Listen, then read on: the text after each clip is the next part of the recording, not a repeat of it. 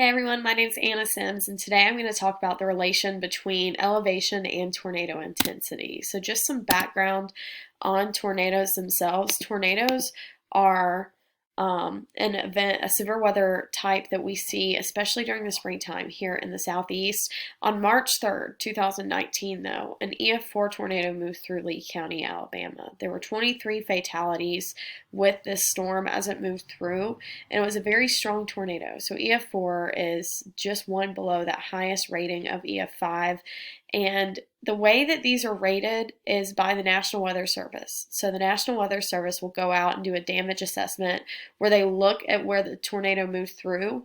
And when they're looking at these spots, they'll look at what kind of damage was encountered. So if you have buildings leveled, if you have trees knocked over, what degree of damage is there, and they have a very specific rating system that will rate that intensity by the degree of damage that they physically can see out in the field after tornadic events happen. So the highest rating along the scale for the Lee County tornado was an EF4, but the rating changes over time. So you may have an EF4 tornado classified, but you're not going to see EF4 damage across the whole path. So across that path, you're probably going to have spots where it's a little bit weaker because these are cyclical storms. So as they cycle, they weaken a little bit, but then they strengthen again and get more intense as they move on. So the enhanced Fujita scale was derived from the Fujita scale, which was created by Ted Fujita. He's sort of the father of meteorology, is what we call him.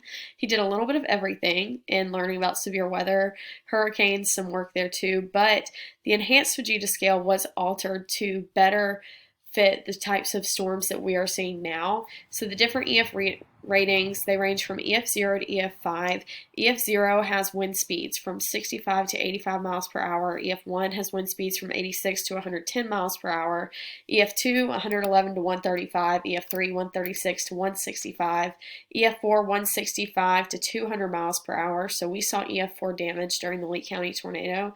And an EF5 is 201 miles per hour or greater for those wind speeds. So the way that elevation ties into this, Hauser and some other scientists out in Norman, Oklahoma, did a study and found that there was a statistically significant relationship between topographic elevation and tornado intensity. So what we've found over these studies that some people have conducted is that when tornadoes are moving uphill, they tend to cause more damage. And when they're moving downhill, they tend to cause less damage.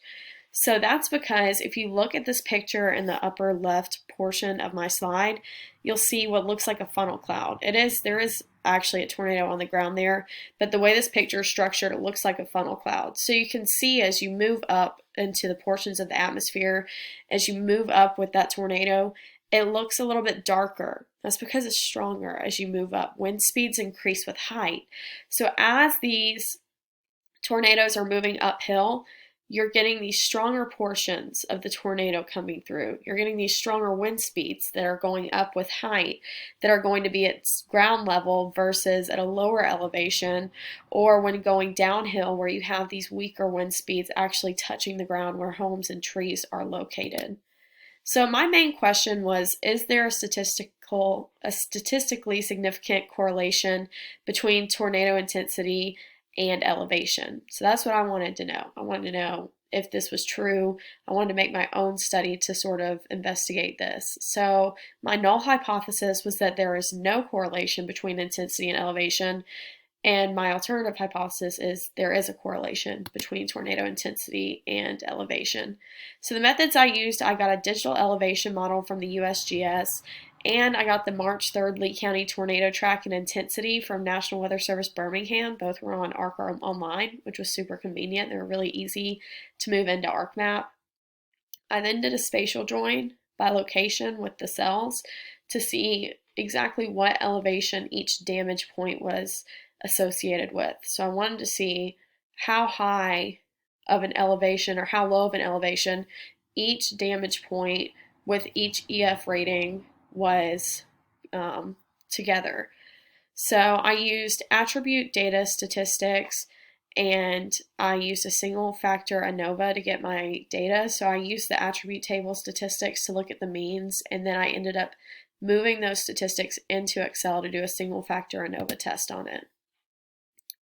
So this is the map that I created. You can see on the bottom layer is that digital elevation model, and then on top is the EF ratings with little triangles on each portion of the damage assessment. So when National Weather Service goes out, they do these damage assessments, they plot each location, and they put the exact type of damage they're seeing. So you can see at the beginning of the track, we have that EF0 because it was just forming, so it was still kind of weak.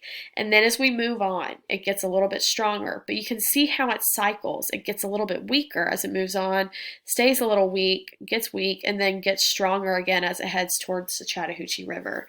So I went ahead and I added all those data into Excel to look at how this really changes. And this was in Lee County, Alabama, by the way. As you can see on this map up here, I boxed in Lee County, and then it had a little bit of Russell County included at the very bottom tip of that. So my results for my ANOVA, I used an alpha of 0.05.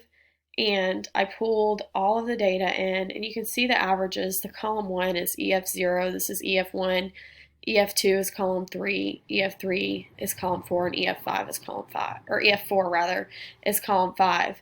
So the averages go up for the elevation values. So as we see this stronger tornado intensity, we see higher elevations, which kind of line up with the scientific thinking behind it, with the upper portions of the tornado being stronger wind speed wise, and those being closer to the ground as the elevation increases. And my p-value was really low, so that did allow me to reject my null hypothesis and to come to the conclusion that there is a statistically significant correlation between intensity and elevation. So like we were kind of thinking, the strongest intensities were at the higher elevations, and I was really excited when I finished this study. It took me probably longer than it should have because I kept getting distracted because I just wanted to keep doing more with it. But for the sake of time, I wasn't able to go as deep in the study as I wanted. In the future, probably going to do more case studies on this just because it was really interesting to me.